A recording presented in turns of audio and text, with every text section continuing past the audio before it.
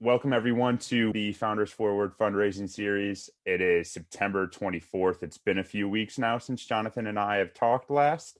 So hopefully should have a couple things to dig into, a couple status updates and see how everything is going. So we were catching up for a few minutes before this, but I guess just high level state of the raise, any hot leads, any investors that you feel good about?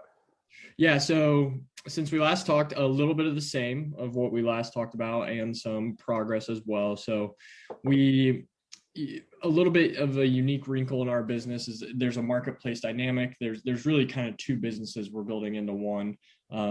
We have content consumers and content marketers, and we pair them together on our platform.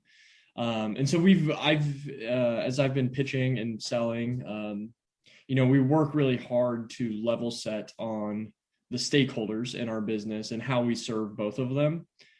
And we've been doing that before we even show the product. And I think it's actually slowed down the understanding of what we do. It almost leads to more questions, even though we're trying to provide clarity. But then we've been realizing when we get into our product, which we're really proud of at this stage, there's this aha moment. They get it. It's familiar. Everything kind of clicks. So we've realized that in pitching. And so what we're doing is the current iteration of the pitch deck, we're going to move demo almost up to the very start of the presentation and then address the stakeholders on the other side. So that's what we're doing on the pitch deck front. That said, we're not letting that slow down the conversations and meetings we're currently having. We had two great first meetings this week that have led to two second meetings next week, actually on Monday of next week. So looking forward to those conversations. They feel like great opportunities and potentially great partners. So that's the update. Nice. For the Founders Forward podcast, which I've talked about before, we interview all investors, mostly pre-seed, seedish stage ones, and we'll dig into what do you look for in pre-seed companies. And I think it's always a mix of we only care about product, we only care about market, or we only care about team. Have you found any rhyme or reason to that? It sounds like have most cared about product, or have you guys shifted the narrative where it's the product is? It's actually kind of refreshing to hear you say that, because I've not so much on the product side, but one thing that I have felt is we've got 8 customers at this stage of our business, over 100K in ARR. And like some of these seed investors are like, oh, wow, that's really good. And then some are like, usually we like to invest in companies that have shown a little more traction. And there's I haven't found that in between it all. Yeah. So that speaks to that a little bit. But I'd say for product, for us, I think because we have a consumer facing side of our product, we intentionally built a very robust MVP. We don't even call it that, but a very robust MVP. And I think a lot of people are impressed by the UI, UX of our product at this stage of our business. So we really want to let it shine. I think it does a good job of separating us from maybe other companies at this stage. Nice. Yeah, that makes sense. Going to the revenue. So how is that discussion going? Because I think you're right at the pre-seed where it's just the current state of the market. Everything's lumped in. You could be at $0 or $500,000 in ARR and it's pre-seed. And we do hear some investors that'll be like, oh yeah, revenue doesn't matter. But at the same time, it's it almost feels no revenue is better in their eyes than just a couple 100,000, which is counterintuitive. So how has that discussion been going? Yeah, that thought has crossed my mind.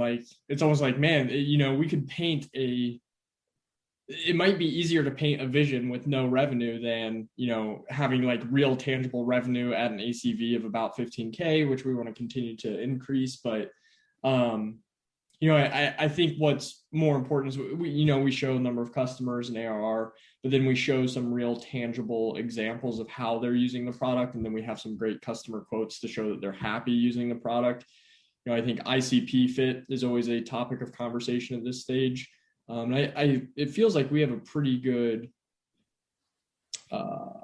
comfort with who we're targeting at this stage. We could be wrong, but I feel like we know who we need to be targeting and who we're going after. And that's what I'm trying to show, how people react to the actual quantity of revenue or customers. I'm learning is just kind of a wild card with each investor. Right. Yeah, that's super interesting. And it's got to be somewhat frustrating too, because that is awesome to have. Well, it makes me feel silly if I'm like, and we've showed really great early traction, and then they were, later in the conversation, they're like, yeah, we really love to see companies with more traction, and it's like, oh shit, like, Yeah, but we've I've been not around said for a that was couple months. traction. Yeah. Yeah. That's interesting though. We'll have to keep an eye on what other conversations happen around revenue. Cause I always find that every podcast guest, I always find that to be like an interesting talking point with how they view revenue, especially Right. that early. Cause then we'll have some, it'll be, oh, we only care about the team, could care less about anything else. Some are like, the product sucks, not interested. Because you said team, that's something else myself and my co-founder Eric are working on. This probably doesn't apply to all of your listeners, but we've been told by a couple different people on a couple different occasions to like drop the Midwestern humbleness. Interesting. Yeah, which is admittedly kind of I don't know. It's not something that is a strength of myself, at least kind of boasting about my experience. But we're trying to find a way. And Eric's experience is incredible. So, but he's the same way. Like he's typically pretty humble in how he talks about it. So we're finding a balance. It varies from investor to investor, but when you start to hear things more than once, that's when you're trying to kind of pick up on some of the pattern recognition. Be like, okay, like maybe there's something there. Let's see where we can weave in a little bit of that feedback. So do you guys lean into high alpha for that when it comes to the team too, then, where it's, if you have your team slide or whatever, it's, oh, we started in a venture studio that's had successful exits and whatnot? Some firms we talk to, they understand it. That's maybe why they're even talking to us. So like there, we don't really address it as far as it's like visually represented. We call high alpha an advisor. Okay. It comes up in questions around the cap table, but we typically reference them as an advisor. Depending on the audience, there was one presentation where we actually kind of spoke to them as almost a co-founder. And now, we're very fortunate to have that venture studio model. They've had some successful exits here recently. So with the right audience, we are using that to our advantage. Nice. Switching gears back to current investors you're talking to. So you've got a second meetings with a couple. Are you continuing to add investors to the top of the funnel now after you've had some conversations, or is it more doubling down on people you've maybe reached out to and haven't heard from? Yeah, so continuing to add to top of funnel. I think what I have found with the two investors that we have the second meetings with next week, they are like hyper focused on B2B SaaS, which maybe sounds obvious to say like, oh, we should target more investors in B2B SaaS. We had some visions of, because that consumer facing side of our product, finding people who specialize in marketplaces or even like some consumer tech, or maybe they do both B2B and B2C or B2B 2C. But the B2B SaaS investors that we've talked to, they get it quicker. And so we end up having much better conversations, I think, because we don't have to do much of that, as much of the level setting about what is B2B content marketing, who are the stakeholders. It clicks with them faster, so we can talk more about strategy and team and those things. So as we fill the top of funnel, we're trying to find more investors that look like the two that we've had really great conversations. As you're saying that, it's fundraising, you're almost just building your ICP and your go to market as you're doing it. You have an idea, and no matter how much you think you know what investors, until I guess you get into the weeds. It is so similar to the sales process, like just like you're trying to find your right buyer, like you're trying to find the right investor profile as well. And we've done some experimentation, and I think we're starting to hone in on who to target. We're holding back right now on some of our tier one targets until we have that next iteration of the pitch deck. And then we're going to try to bundle or bunch. I think you and I talked about waves in an earlier episode, create another wave of tier ones and try to talk to as many as possible in, a week or two time period.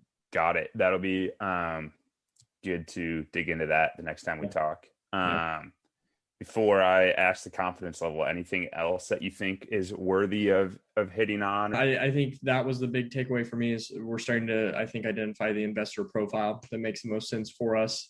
I always talk about, from a marketing and sales perspective, you've got a stack of chips and you place a few bets, and whatever bets pay off, move all the chips that way. Right. So I think that's what we're doing with the investor conversations. We know where our smartest bets are at. Now let's stack our chips on that bet. Nice. I know before you said this, you're like, whoever, like, listeners are going to think I'm stupid that we're still changing our pitch deck.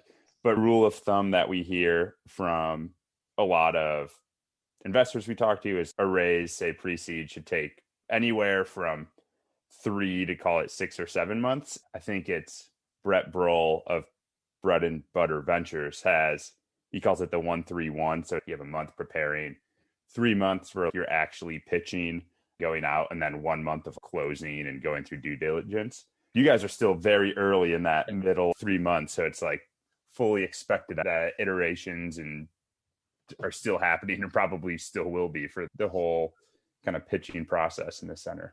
Yeah, I am. Patience is not one of my suits, as well as I stopped versioning the decks. I was on like pitch deck V4.2, pitch deck V5. It's like, you know what? I'm just gonna call it the pitch deck, and we'll just keep. Yeah, and just keep like, it's a. I didn't need the reminder every time I opened it what version we were on. Right. Cool. So I guess confidence level check. I think we've gone from 6 to 6.5. So scale of 1 to 10.